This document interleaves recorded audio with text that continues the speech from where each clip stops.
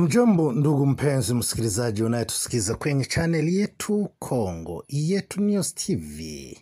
Kongo Yetu News TV ndiyo channel pekee inakuletea habari za ukweli tena za kuaminika. Letu ni kukuletea yale yanayojiri nchini Jamhuri ya Demokrasia ya Kongo, bara letu la Afrika, hata ulimwengu wote kwa ujumla. Je, walitambua lako? Lako ni rahisi, unajiandikisha kwenye channel hii. Kujiandikisha, unabonyeza button hilo la alama lekundu limeandikwa subscribe ama sabone kwa Kifaransa. Baada ya hiyo, usisahau jambo la maana la kubonyeza button hilo la alama la kengele ili tunapotoa habari uwe wa kwanza kuzipata, kuzisikiza. Ukibonyeza button hilo la alama la kengele itakuwezesha kuwa na uwezo wa kupata notification wakati wowote tunapotoa taarifa. Leo hii ni tarehe 19 mwezi wa 4 mwaka ni 2025. Habari zetu bila kuponda muda tutazianzia huko nchini Jamhuri ya Demokrasia ya Kongo, ambapo usalama mdogo waendelea kuripotiwa katika maeneo tofauti hapo Nord Kivu na Sud Kivu, kulingana na vita inayoendelea kati ya makundi ya waasi wanaomiliki silaha ambao wanapigana na serikali ya Kongo ama jeshi la taifa FARDC linaloungwa mkono na jeshi la Burundi pamoja na wazalendo. Bila kuponda muda, acha tuingie kwenye taarifa yetu kamili. Taarifa zetu tutazianzia hapo mjini Goma, ambapo imeripotiwa kuwa aliyekuwa rais mustahafu wa Jamhuri ya Demokrasia ya Kongo Bwana Joseph Kabila Kabange ameweza kurejea nchini humo Jamhuri ya Demokrasia ya Kongo huko Goma. Ni baada ya miaka kadhaa bila yeye kuongea, bila yeye kuonekana, baada ya kuanguka kwenye madaraka na kuachia Rais Felix Antoine Tshisekedi. Alikuwa ameenda nchi za kimataifa, ambapo ilikuwa inasemekana alikuwa nchi ya Afrika ya Kusini. Yeye mwenyewe alikuwa anasema ya kwamba alikuwa ameenda kusoma. Kwa sasa ameweza kurejea nchini Jamhuri ya Demokrasia ya Kongo, ambapo ameweza kupitia Rwanda na kuingia hapo Goma. Ikumbukwe ya kwamba Goma hii imemilikiwa na waasi wa M23 AFC inayoongozwa na Colonel Nanga pamoja na Bisimwa Bertrand. Ikumbukwe ya kwamba Kabila Joseph Kabange, ambaye wakati alikuwa rais akiongoza nchi ya Jamhuri ya Demokrasia ya Kongo, yeye ndiye aliweza kupiga kundi hili la M23 na kuwavurusha katika utawala wake, ambapo M23 ilikuwa inapigana ikidai haki yao kama vile inayodai leo. Ameweza kuwapiganisha na kuwavurusha. Kundi moja ikakimbia ikielekea Uganda, kundi lingine likaelekea huko nchini Rwanda. Huyu ilikuwa ni kwa utawala wa Kabila, ambaye ameweza kuwasambarasha na kukimbia na kuelekea huko nchi jirani. Kwa sasa kinachoshangaza na wengi wanajiuliza maswali, leo amerudi, na baada ya kurudi amepokelewa na hawa ambao alikuwa anapigana nao, hawa ambao alikuwa amewavurusha kutoka nchi ya Jamhuri ya Demokrasia ya Kongo. Kwa sasa wao ndio wamempea njia, kwa sasa yuko Goma. Na ikumbukwe ya kwamba habari nyingi zilikuwa zikimshtumu yeye kuunga mkono kundi hili la waasi wa M23 na AFC, lakini yeye mwenyewe anakanusha madai hayo, akisema ya kwamba hana mkono wote katika AFC kwa ujumla. Lakini serikali ya Kongo haijawahi kukoma kumnyoshea vidole aliyekuwa rais Joseph Kabila kuwaunga mkono hawa waasi wa M23 AFC kwa ujumla.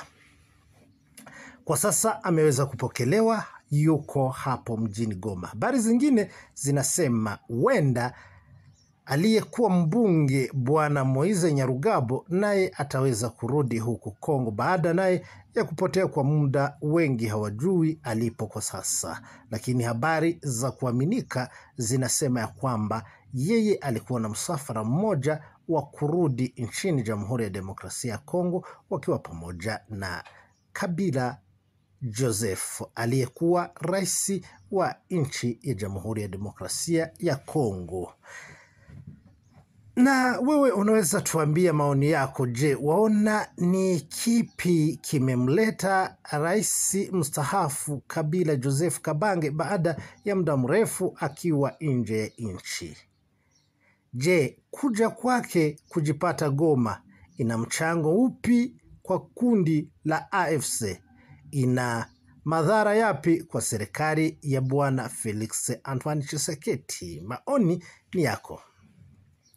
Tukiwa bado hapo Goma, habari zinasema ya kwamba jeshi la SADC SAMIDRC limekubaliwa kutoka hapo kwenye ardhi ya Kongo, na nchi jirani ya Rwanda imesema ya kwamba itawapea na njia ili waweze kusafiri wakitumia ardhi ya Rwanda wakielekea huko Rwanda na kupitia njia ya Tanzania, na baada ya Tanzania wataelekea katika nchi zao. Habari zimesema ya kwamba pia wamekubaliwa kusafiri na silaha zao, lakini haijajulikana kama wataenda wakiwa nazo ama silaha zitaenda kivyake na wanajeshi waende kivyake kulingana na usalama kama vile inavyotangazwa. Hayo ndiyo yanaendelea kuripotiwa, na wengi wanasema baada ya jeshi hili la SAMIDRC kurejea nchini kwao, itakachofuata ni jeshi ama kundi la MONUSCO, ambayo hii MONUSCO nayo huwa inashutuliwa vikali na serikali na raia wa Kikongo, wakisema ya kwamba hawa nao hawajasaidia lolote kwa kurejesha usalama, ili wamekuja kufanya biashara na kupewa na kulipwa madola. Upande mwingine, tukiwa katika habari hizo, mjumbe maalum wa serikali ya Marekani ameweza kutangaza akisema ya kwamba Rwanda lazima itowe vikosi vyake kwenye ardhi ya Kongo. Hii ndiyo imetangazwa na Marekani ama serikali ya Marekani kupitia mjumbe maalum wa Bwana Donald Trump, asema Rwanda itoe vikosi vyake kwenye ardhi ya Kongo. Na akiendelea kusema katika tangazo hilo, amesema ya kwamba Rwanda iache kabisa mchango na usaidizi wowote kwa upande wa M23. Haya ameyaongea baada ya serikali ya Kongo ama nchi ya Jamhuri ya Demokrasia ya Kongo kuwashitumu vikali nchi jirani ya Rwanda kuwa ndiyo inaunga mkono kundi hili la M23 na kuwasaidia kijeshi na kivifaa.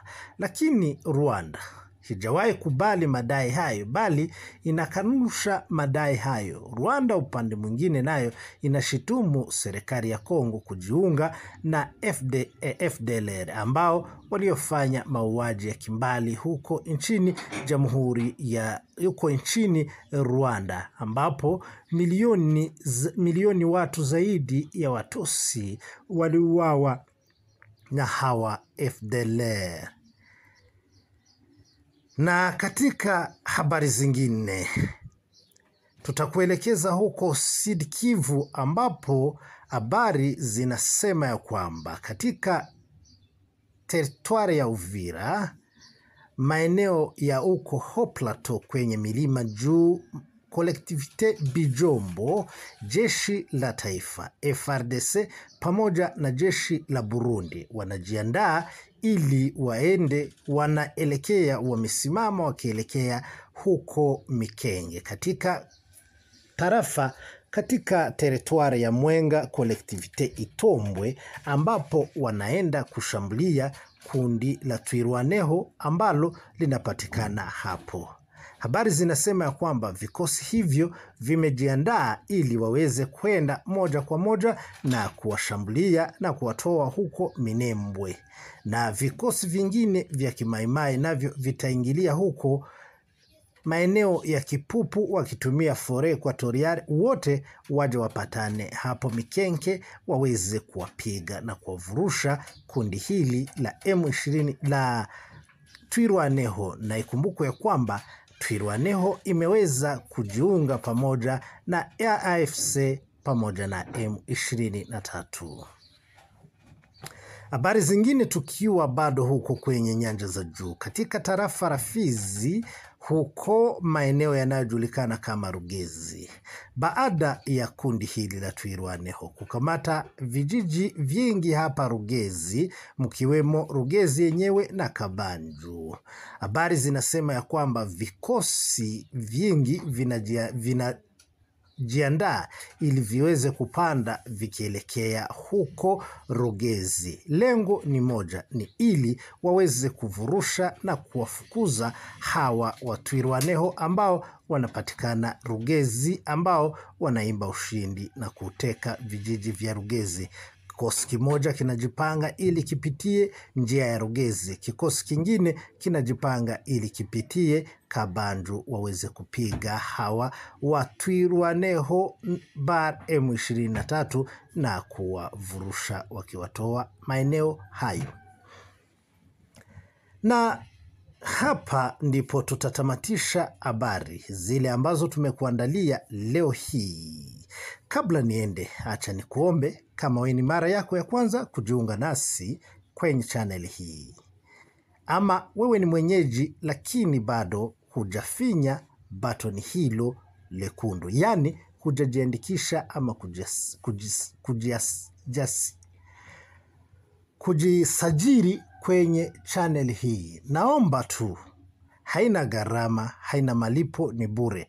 Weza kujiandikisha. Kujiandikisha ni rahisi, unabonyeza tu button hilo lekundu limeandikwa subscribe ama sabone kwa Kifaransa. Baada ya hiyo, usisahau jambo la maana la kubonyeza hiyo button la alama la kengele, ili tunapotoa taarifa uweze kupata notification kwa kifaa unachokitumia. Sisi ni Kongo Yetu News TV. Tuko hapa kwa niaba yako asubuhi saa 6 mchana ili tukujuze mengi yanayoripotiwa kwenye ardhi ya Kongo, na kutakia kila laheri mahali popote ulipo kwa chochote unachokifanya. Asante.